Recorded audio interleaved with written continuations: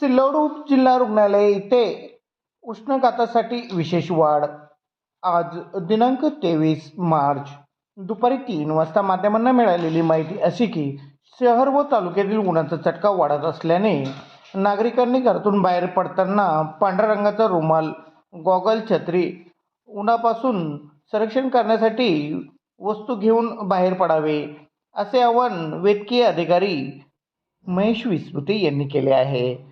ग्रामीण भागातील व तसेच शहर भागातील नागरिकांनी उष्णघातापासून आपले संरक्षण करण्यासाठी सदरील वस्तू घेऊन बाहेर पडावे व तसेच नागरिकांचे संरक्षण करण्यासाठी उपजिल्हा रुग्णालय उष्णघात रुग्णांसाठी स्वतंत्र वार्ड सुरू करण्यात आला आहे.